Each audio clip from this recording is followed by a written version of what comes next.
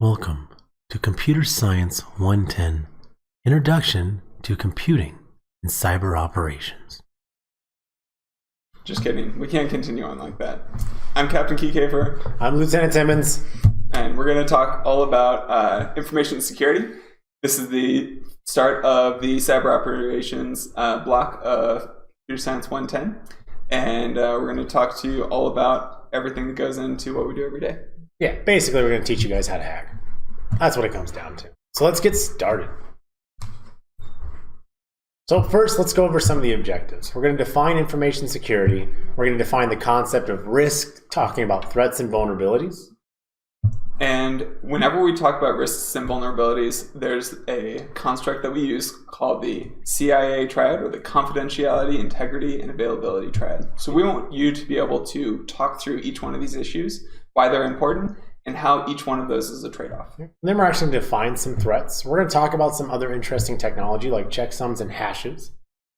And lastly, we're going to talk about asymmetric and symmetric encryption, how they enable us to do everyday things across the internet in a safe way to keep that information secure and to keep it out of prying eyes. Yep, easy money, so let's get started. So first and foremost, we can't talk about information security without defining it. So for the sake of this class, information security simply means the protection of data and information systems. That means we want to protect the stuff that's in the computer, but we also want to protect all the systems that use that stuff, including the physical systems. Yeah. What would be kind of implications if I was able to pick up your computer and take it away with me? Would that information be secure? No, not even a little bit. So we want to think about how we layer those defenses and how we make those information systems secure all the way across the board, from logically to physically.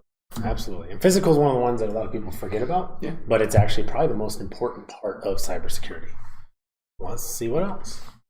You're up. So when we talk about things that can happen, we need to think about both threats and vulnerabilities. So a threat is anything that can exploit a vulnerability and derail our ability to keep that information secure. And a vulnerability is something that would let something bad happen. So if I leave my password out, that is a vulnerability because somebody else might be able to find that information and access that system when I do it. But these exist in kind of a symmetry with each other, because without a vulnerability, there would be no threats, and if there were no threats, there would be no vulnerability. Absolutely. So realize these two are always going to be related, and they're always going to play off each other. So let's break down some of these things. Let's talk about some vulnerabilities. It's just a weakness in your system, and there's lots of different vulnerabilities. Some of these you probably already thought about. Some of these you probably never thought about. So like an unpatched system. You know, your system's up to date, you think it's up to date, but there's a lot of computers out there that are still running literally Windows XP, Windows Server 2000, and these are highly vulnerable systems, but they're out there. Weak passwords is another great one. A lot of people love using password. It's still today the most common password used, which is terrifying, but you know, weak passwords. We also talk about physical security, that no one thinks about this in the beginning. If you want your laptop to be secure, locking your dorm room is important. If you want your laptop to be secure, they make locks to lock your laptop to something so people can't take it away. So these are all important things when it comes to physical security. And when you get into the Air Force deeper and you start going into secured buildings, you're going to learn about skiffs and man traps and locked doors and lots of things we do. That physical is honestly the most important part of security in this situation. And then last but not least, we have some improper configurations. And that means you might have services running that you don't want to be running, like FTP on a government computer, or a website or a web server that you don't realize is misconfigured, and I can log in as admin because the password is admin. And last but not least is improper procedures. And what we mean by that is, even with everything in place, we got this thing called social engineering, where if I call you or call someone related to you, I can get information from them because they don't know the procedures about how to release information and things like that. So at the bottom, I want you to really think about this. We're not going to answer it, but think about this. Can you ever really secure every vulnerability? Is there such thing as a system that cannot be exploited? And with that, let's go to the next slide. So the next piece of this puzzle is threats. What are threats that could take advantage of those insecure systems, those insecure people, or the insecure procedures? And whenever we look at those items, we need to think about who would want that information and who would want to be able to use that information to hurt us. And there are some threats that are external. So this might be a criminal. This might be somebody who found an exploit on the internet and was like, hey, let me try this out. There's this open service that I found on the internet. And they might just say, hey, does this work? But there are also internal threats where people who are inside the system, who you work with every day, might over time develop a grudge against somebody at work. They might be disillusioned with what they're doing, and they might want to expose, or they feel like something about the system is broken and that the only way that they can fix anything is to actually expose that information or release information to somebody that you don't want that information. So whenever we think about these threats, we need to think about categorizing them and say, how dangerous is this? Which ones should we pay attention to? Because we have a limited amount of resources, people, systems that we can allocate to protecting these systems.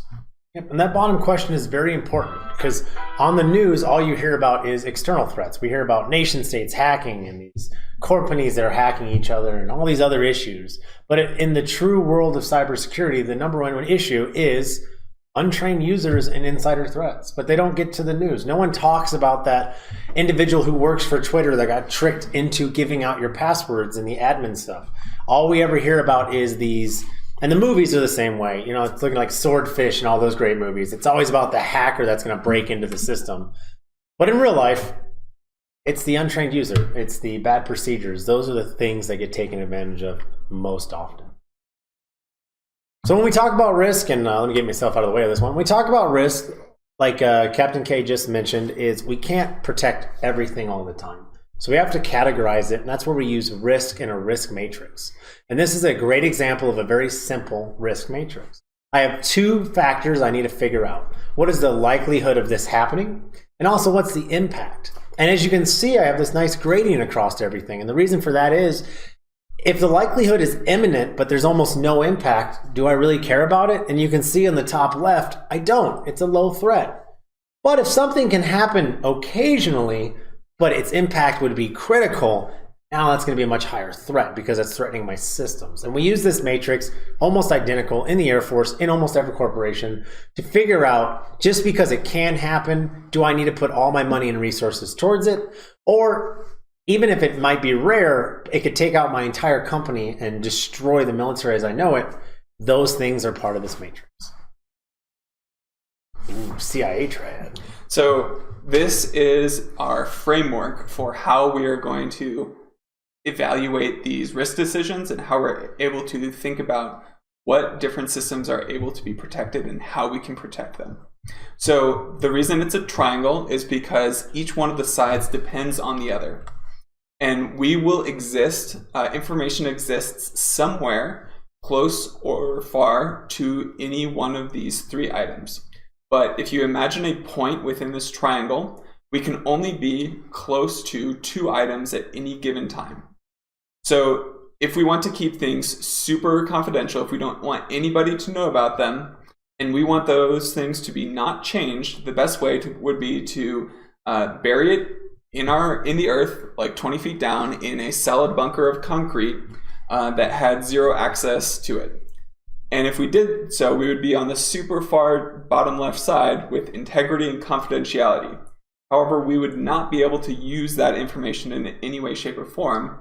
And so in a sense, that information now becomes not available and not useful to us.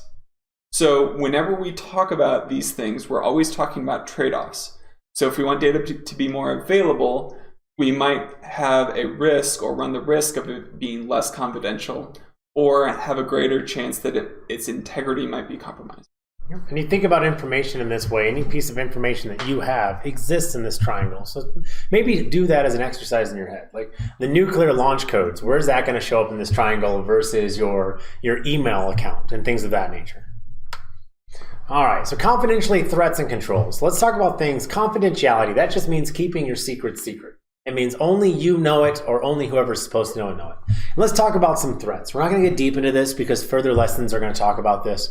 But network sniffing is a great example. You use the internet every day. I grab information that you sent across the wire. I now have that information. Dumpster diving, another one that almost no one thinks about, but it's probably the start of almost every major hacking attack in history, is I go out into a dumpster or a garbage can and I find information. I find your business accounts, your phone numbers, even your passwords, because you're horrible at writing them down. Social engineering is another huge one for confidentiality. All I got to do is sweet talk someone on the phone into giving me some information that they have access to, and I should not have access to it. And then finally, but last but not least, is wireless interception. Because nowadays you're using your phone to talk to people, you're using Wi-Fi, and these are just getting spit everywhere. And then we have some controls, and these are some easy controls. Encryption, we use it every day. You might not even realize it.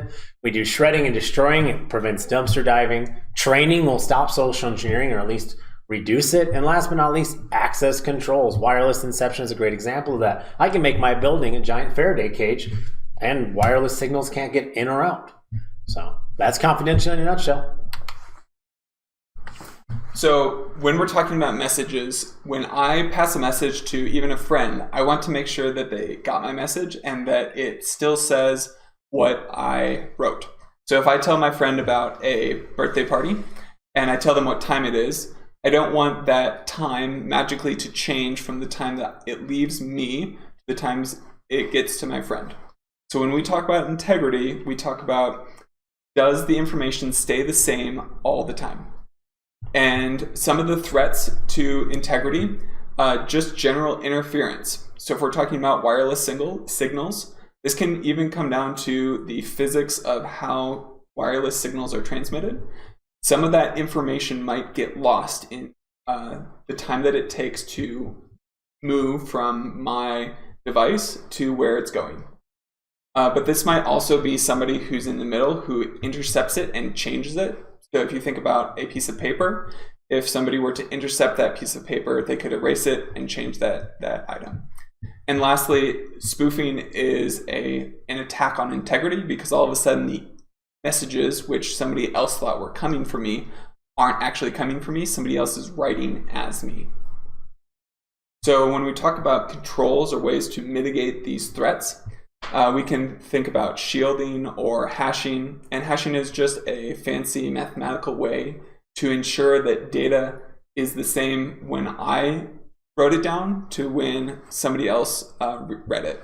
They can check the hash to see if that data has remained unchanged.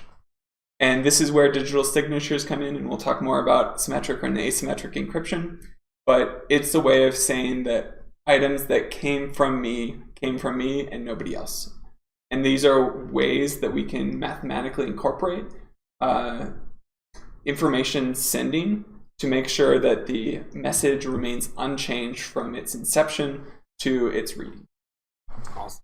And then last, we have availability. And this is the one that I think a lot of individuals, when they first get started in cybersecurity, don't think about these things. We think about denial of service all the time. And that's just a fancy way of saying someone is interrupting a service to the point where I can't use it. We've all had that time where YouTube didn't work or your Gmail didn't work. And sometimes it actually was a cyber attack, denial of service. But there's other big ones out there that stop availability we don't think about. Natural disasters is a huge one. Hurricanes, fires, floods, all of these things can affect data centers. It can affect major corporations and do all those individual issues that come in issue. And then physical failure, which nowadays we live in the future, thankfully, that it doesn't happen as much, but like a spinning hard drive loves to fail. And if your information that you stored at Google is on a physical hard drive and that hard drive just fails because things fail, you lost your data. And that's where controls come in. Redundancy is a huge one. That's what YouTube and all these big corporations are using. They don't have one server with all the videos on it. That would be suicide. They have servers all across America, all across the United States. And that way, if one goes down, the other ones can take it up. They also have data backups. That's a simple one. If you have data you really care about, you should have it saved twice. And then physical security and hardening. So if you live in a hurricane area, your building should be hurricane proof or concrete bunkered and things of that nature. If you live in Tornado Alley, you probably don't want to build a very simple structure to hold all your networks or all your servers and whatnot. So you got to think about what could possibly happen to the physical building as well. Ooh, authentication.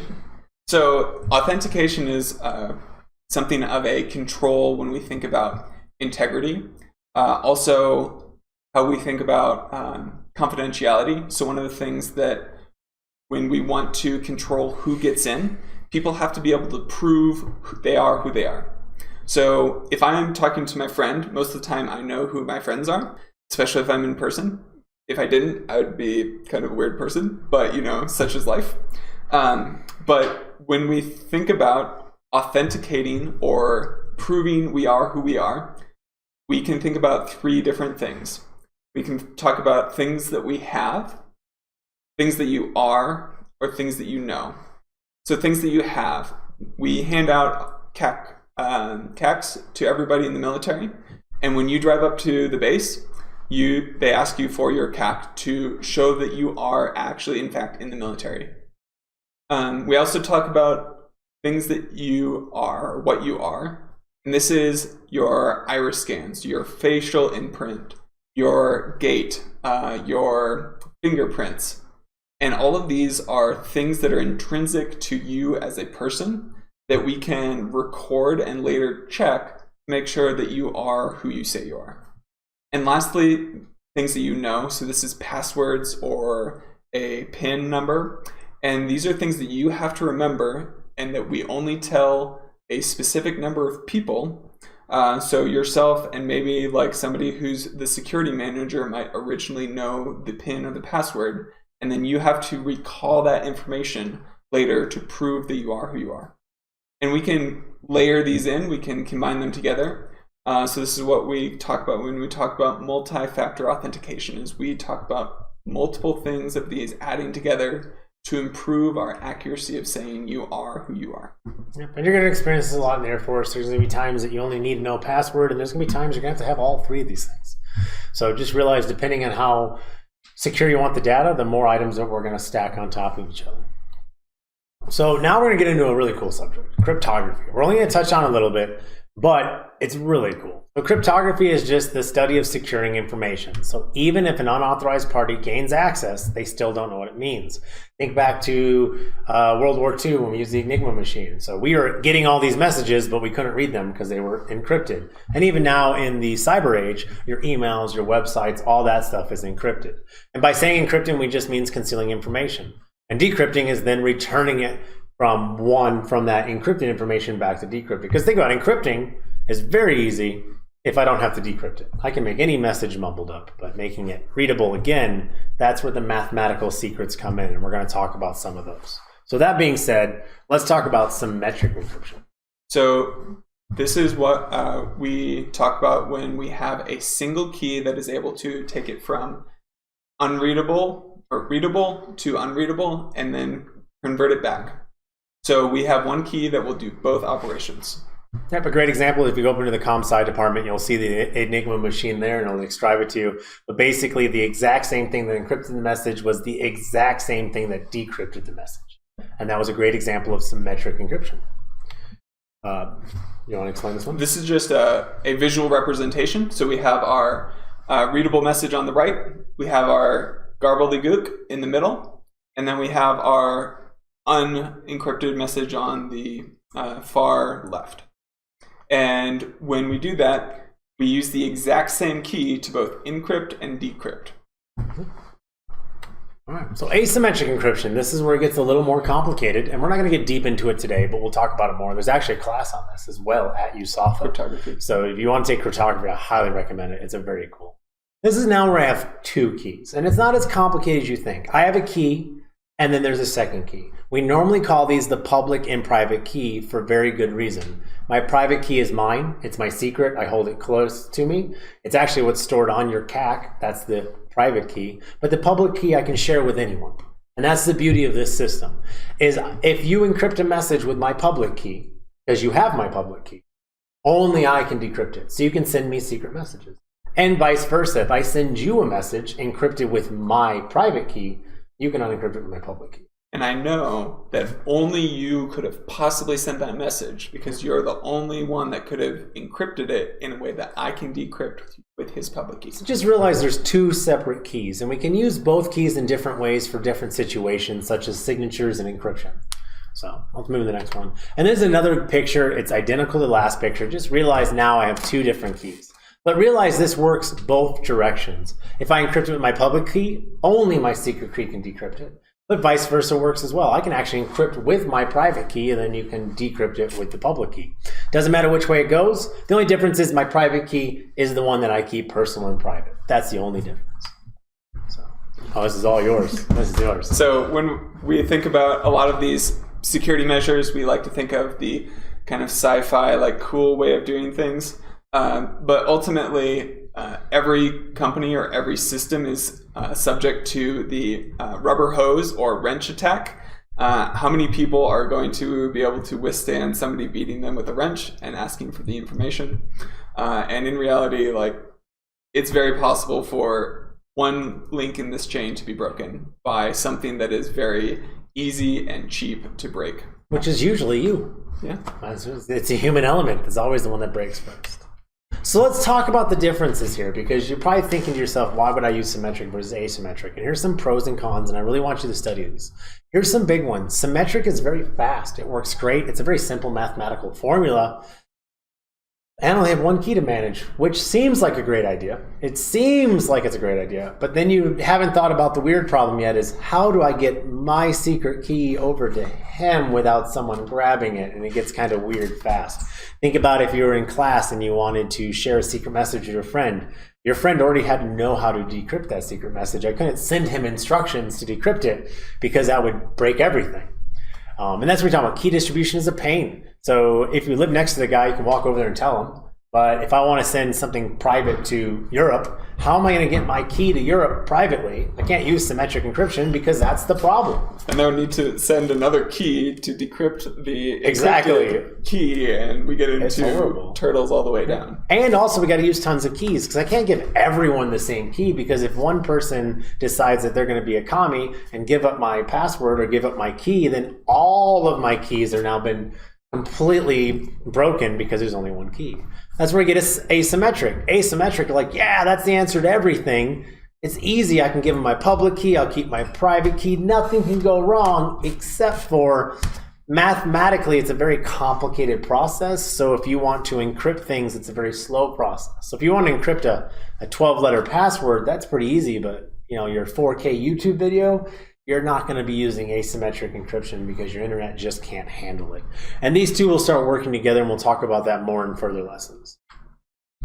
So lesson review. So first we talked about information security and the definition of it. Notice it was bold and underlined. So if you don't have that written down, I would highly recommend you go back, rewind this, and write that down. We also talked about threats and vulnerabilities. Please remember those are related. A threat is something that is external or internal, but it can take advantage of a vulnerability. And a vulnerability is just anything that could possibly be taken advantage of. That could be in unpatched systems, people, open doors, things of that nature. Realize they live in synergy. They're going to work together. And we also talked about the confidentiality, integrity, and availability. So if you think about threats and vulnerabilities, you should be able to place any one of those into one of those corners primarily. It might cover 1 or 2 of them. But when we're thinking about these topics, there's always a trade-off between these 3 items. So as you're investigating or talking about control measures, which is one of our other lesson objectives, you should be able to think about how they mitigate one or more of the principles of information security and how we can best leverage those to mitigate risk to our systems and our information. We talked about threats, and we went over all the different types of threats and teamed them up with the CIA Triad. But I highly recommend look up the latest hacks in the news and see if you can place those into parts of that CIA Triad. Because we can only give you so many examples, but even those videos recorded maybe yesterday or a week or a month or a year ago, there's a new hack in the news today, and you can probably figure out where it falls in the CIA.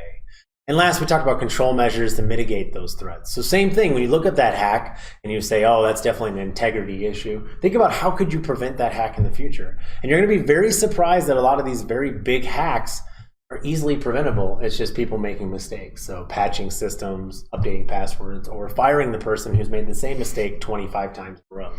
So think about that. That's a lesson in the review. And I appreciate your time. Thank you very much. And we'll see you in the next lesson. Next lesson.